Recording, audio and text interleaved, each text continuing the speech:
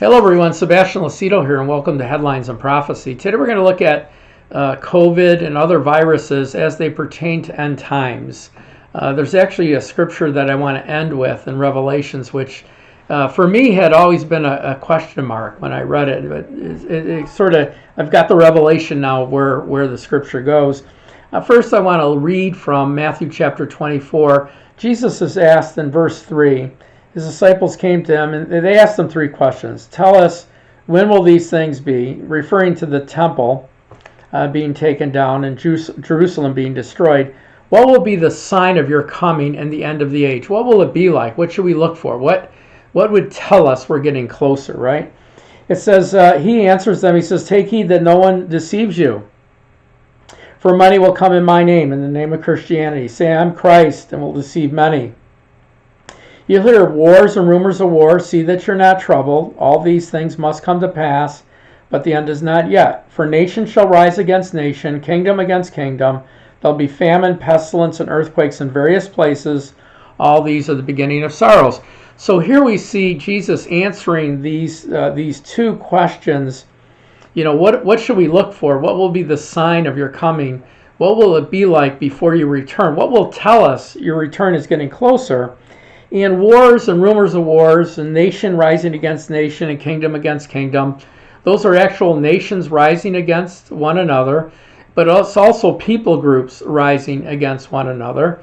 And then it goes on to say that there'll be famines, and famines are easily identified, right, as a lack of food or a lack of water.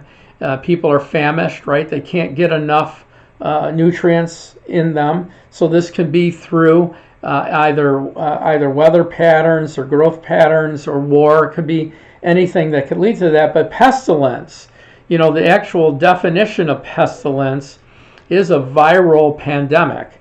It's an epidemic, a viral epidemic. And so pestilence is one of the signs. Earthquakes, which is upheaval in nature, is another sign. So Jesus said these are the beginning of birth pangs that humanity will feel. And they're going to come closer and closer together as we approach his return. So he used that terminology there in that verse, that these are the beginning of birth pangs, which tells us, you know, when we see a woman go into labor, we know that as the contractions get closer together, they get more intense. We know we're getting closer to the birth of the baby. So Jesus gave us something from the human experience that said those things, these things, this whole list, they're going to come closer and closer together until I return to the earth, right? So I wanted to look at viruses. So I did a little bit of research, and I looked back. The bubonic plague was the first sort of that we know major epidemic, major pandemic epidemic, and what it killed about 25 to 30% of Europe and Asia, of humanity, you could say at that point, in those parts of the world. It came from fleas and rodents. So it was carried, you know, by fleas and rodents into things that were ingested or either bit, and humans then contracted it, and then they transmitted it one to another, and it spread. And there was actually an outbreak of this in the 6th century in the Eastern Roman Empire, but in the 14th century we had this huge pandemic that killed a significant amount of people in Europe and Asia. You know, and then, you know, let's fast forward. There's been other diseases, but when you look at the Spanish flu, otherwise known as the swine flu, which came in 1918, it infected about 500 or 600 million worldwide, and I think the death rate was somewhere around 50 million or 40 million worldwide. The U.S. suffered much less because of our technology at that time.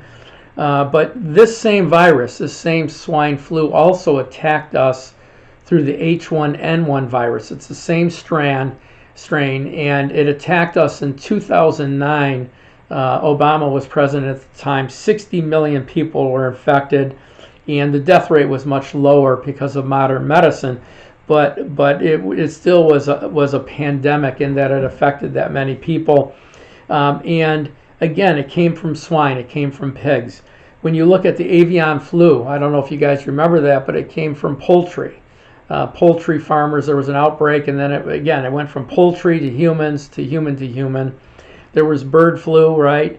MERS, which is a Middle Eastern respiratory virus, which came from camels, right? So it went from camels to humans to human to human transmission. And then SARS, which essentially is COVID. SARS hit us back in 2002, the SARS virus. It's a strain of the COVID virus. It came from bats into biting animals or into animals, which then came into humans through the food supply. And it spread human to human. And we called it SARS in 2002. Today we call it COVID or COVID-19. Which is a strain of it. About 300,000 of our citizens, if you believe the numbers, because I think they're skewed, they're throwing a lot of other deaths into the COVID numbers. I believe that. 1.6 million people worldwide. But here's the thing that is new about this particular disease. One is that when you look at all of these diseases, and most of them happened in the last 50 years to 100 years. If you go back to the Spanish flu, it's 100 years ago, and all of these other ones were through today. And so the difference with COVID-19, the one that we're fighting now, is there's a latency period where the person doesn't know they're infected. They're not symptomatic. A lot of times they don't get symptomatic. And what's odd about it is God created our bodies to recognize offenders and then fight them. We have an immune system, right? Well, we don't know we have this. This has been part of the problem in that people are walking around spreading it, and they don't know they have it. I mean, until they become symptomatic, they just don't know, and that's why testing's been so vital. It's not really natural, and I don't know if China let this loose on their own, if this was something that they premeditatedly did. I'm not sure. I can't answer that. But I do believe that this was engineered. I do believe that, similar to us having pain medication, which tells our body to not see the pain, or, birth control, or, any of the other medications that we have that program our bodies to not do things that they're naturally built to do. I believe that this virus could have been engineered to do that. All nations of the earth, even our nation, we have biological and viral and weaponized materials that we keep contained.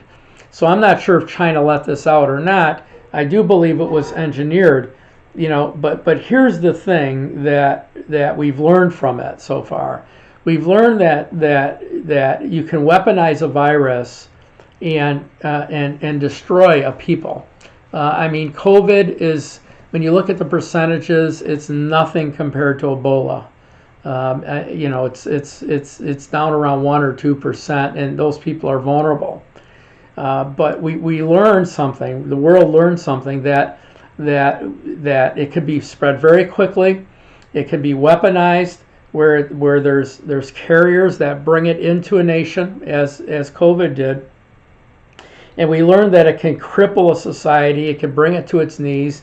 It could destroy people. If it was a deadly virus like Ebola, it could actually have a higher percentage of deaths, which would be terrible, and the transmission of it. So when you start looking at how all of these viruses came from animals, and they could be weaponized and used as a weapon to drive a pandemic or to drive death, from one nation to another, it becomes a very serious thing. When we look at smallpox, for instance, we eradicated it, but it's still there. And the same thing with COVID. So now, when you look at this, when you look at the end times, when you look at what Jesus told us about wars, rumors of wars, pestilence, famines, and earthquakes, there's a scripture that always bothered me in Revelations. It's in Revelations chapter 6, and it's the fourth seal.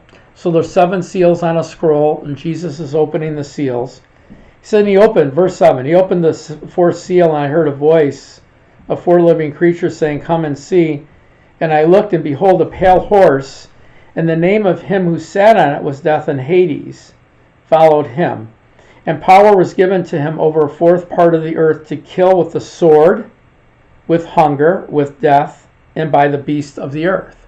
And I always looked at this. I mean, and there's a couple of other references. Actually, in Revelation chapter 9, there's a plague that Apollyon, a fallen angel, lets loose on the earth in Revelations. Now, this is well into the Great Tribulation period, but a fourth part of the earth is killed with a sword, which is war, hunger, which is famine, and water, which actually is in the wake of war, right? If you have a war, there's destruction of the food supply and famine and water and death, and then the beast of the earth. I mean, I was looking at this saying, how can the beast of the earth,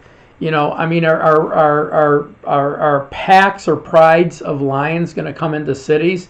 Are we going to have animals come into cities and destroy our populations? I mean, how do you get a quarter part of the earth to be infected by this?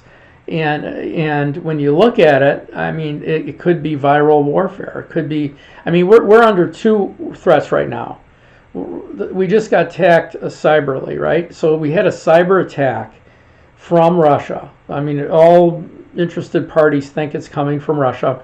They reached into some of our most sensitive materials, and they compromised some of our systems, and we're able to hack in. So what do? Do we bomb them? How do we fight this war of cyber attack? It's a whole new way of fighting. This wasn't there years ago. Now we're fighting this war. I believe that through COVID, we're going to see some weaponizing of viral strains of pestilence that I think will be let out into the earth.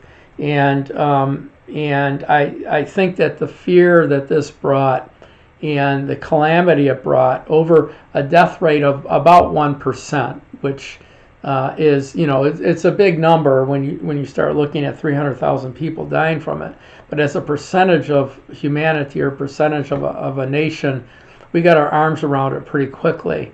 But the world learned something, and they learned that you infect 1,000 agents that have the vaccine or some other therapeutics where you're able to treat your own agents, or it could be a suicide mission, can actually spread this to tens of millions of people. And so we need to continue to pray healing. One of the names of the Lord, our redemptive name, is the Lord our healer, right? And so we need to be very strong and very vigilant to continue to pray.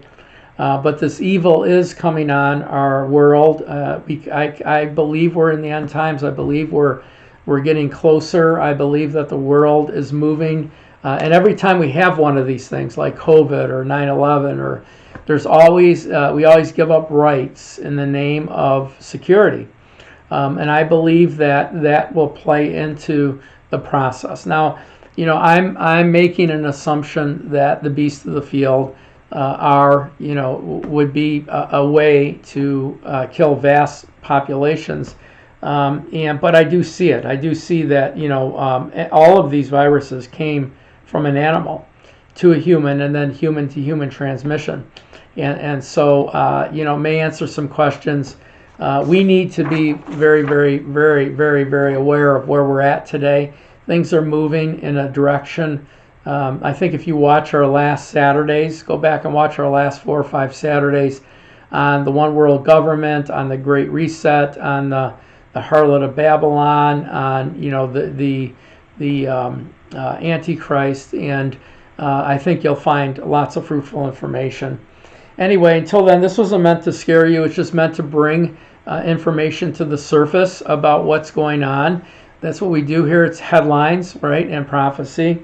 So anyway, until next Monday, God bless you, and I pray God's blessing upon you and your families during this Christmas week. Merry Christmas to you, and God bless.